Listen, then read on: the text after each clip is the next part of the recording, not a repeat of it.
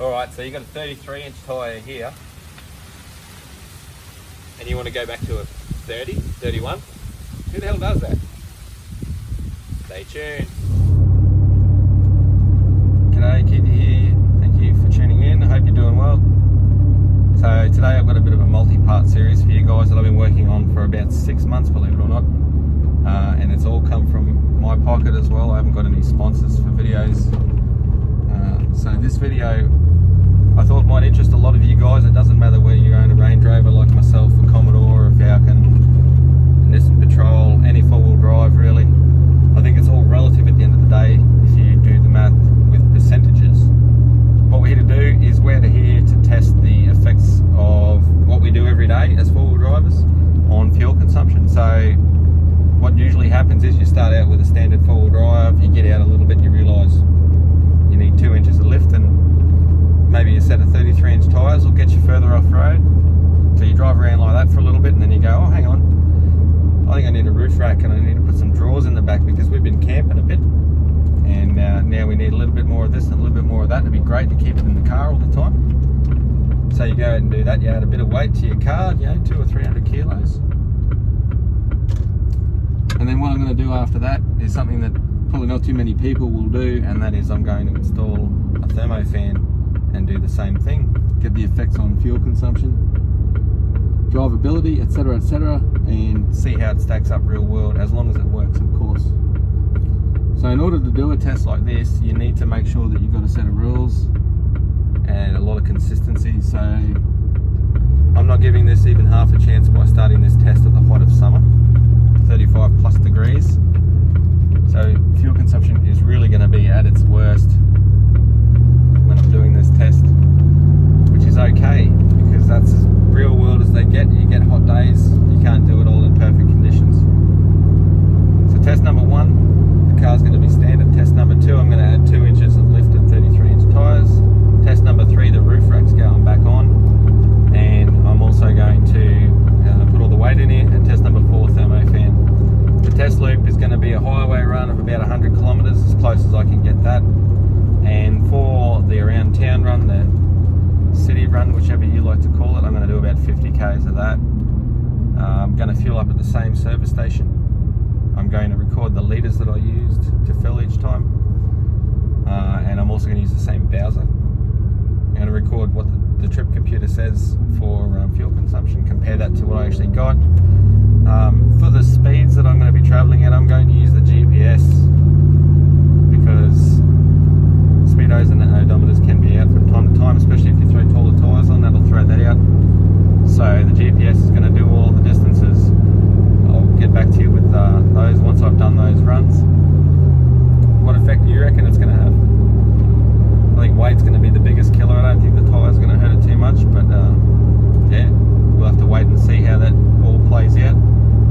So stay tuned. I hope you get some enjoyment out of this video. Alrighty guys, so I've fueled the car up. This is completely standard, no weight. Let's go and see how she goes. See how the fuel consumption numbers stack up. Alrighty guys, so I don't know if you can see that there. So we're sitting at about 100 k's an hour, 22, just over 2200 RPM on the open road on the Speedo, and this is with standard tyres. So 2200 RPM, 100 k's an hour up here. If you have a look on the dash cam with the GPS, I don't know if you can see that. That's saying 100 k's an hour. Oh. As is my old HEMA maps. A bit hard for you to see there, I think, but the point that I'm trying to make is that the speedo lines up with what the GPS is saying with regards to the speed. So I've done about, I'd say about 10 k's so far, completely standard. Just cruising along the highway at 100 k's an hour. And my trip meter is saying 15.7 litres to the 100. I'm not going to do 110 like that sign says. I'm just going to stick with 100 because we just want to sort of keep this realistic for the time being.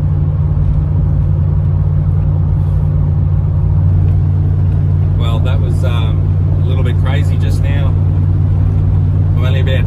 30 k's into the drive on the first highway loop for the economy tests, and I just witnessed a car accident. Poor bloke had a decent load in his trailer, and very windy day out here today. I'd say what's happened is the wind has caught his trailer, and the trailer started doing the old fishtail trick, pulled his ute around, sent him off the road. He lost half his load. So I'll show you the footage from that in a sec. I pulled up and give him a hand to clean up and make sure he was alright, and him and his passenger were both doing alright, so that's good to hear. It just goes to show, when you've got a big load or a big trailer on the back, especially if it's something that'll catch the wind, it's probably a good idea to drop your speed a little bit in the windy conditions. Things like that can happen so easily. You'll see it in a sec.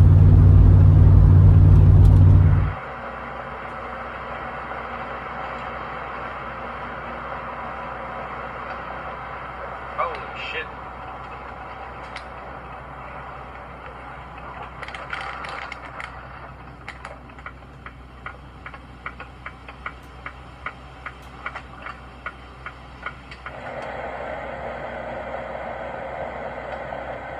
Holy shit.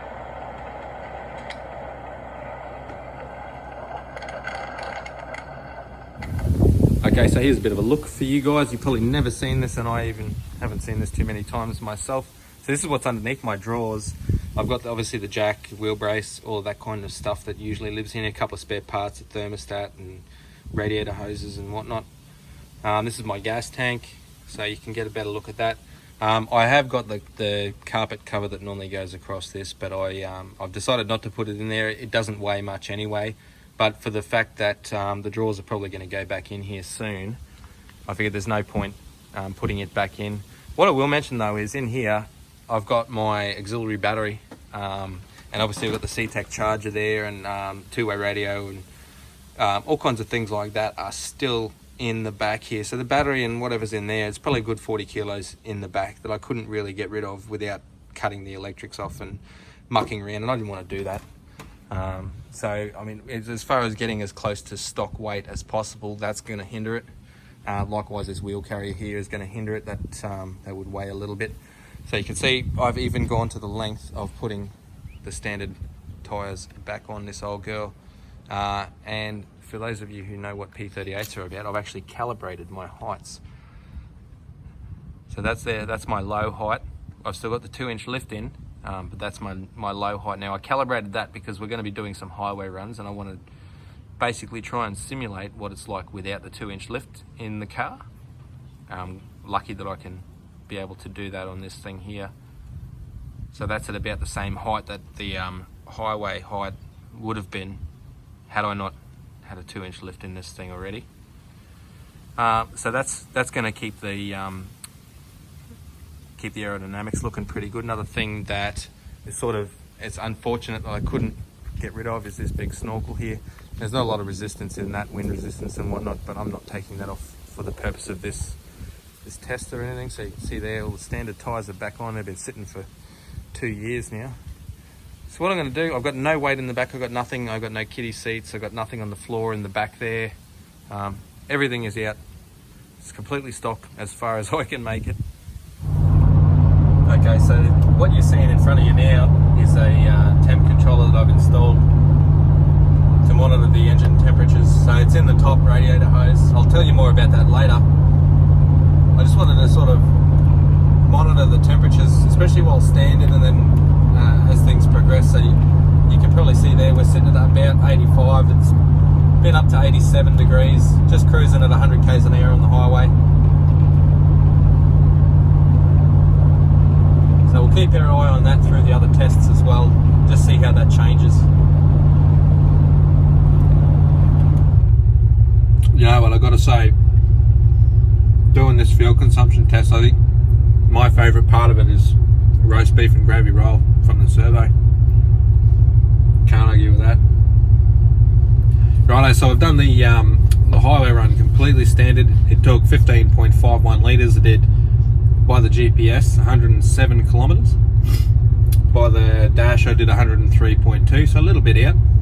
We established that the speedo was reading perfectly accurate, but apparently the odometer was a little bit out from what the GPS was saying, and I'm going to go with the GPS for the simple fact that the upcoming tests I'm going to have different diameter tyres on and things like that. So the GPS is our baseline from here. But I tell you what a run, that highway run. We had that crash. Yeah, I had a convoy of army trucks as well that I had to overtake on the way back. So it was 107 odd Ks, but yeah, it was about as normal as you get. You overtake a few cars. Started 100 Ks where I could, unless I got stuck behind a convoy of people, so that wasn't too bad. All in all, a nice little drive. We'll see what the town loop's got. We're going to polish this bad boy off and get into it.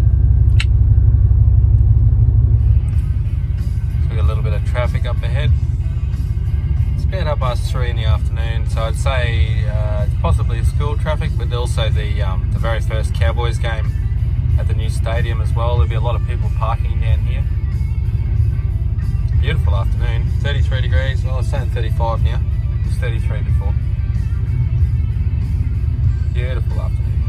But you'll also save 20% off. So this is the beautiful Strand. 12 months. It's your plan, your way. Very lovely down here. It's a 40k zone along here, and everyone sort of insists on going 40 k's an hour. Personally, I just like to cruise along here and take photos. Lovely, beautiful day for it. Water is crystal clear. You can see that out there. That's Magnetic Island in the distance there. We've got it's our stinger season at the moment, so no swimming there. You got to swim in the stinger nets, which are further up where we are at the moment. Beautiful day, love it. Clear skies, can't go wrong. Beautiful, I love it. It's another bit of a look at the Strand, so you can see down there. There's a stinger enclosure, so you swim down there. Keeps you away from the stingers. Almost at the end. There's only about another 150 metres to the Strand left. It's fairly long though. I think it's about 4 k's. Remembering, don't quote me on that. Beautiful day, lovely and clear.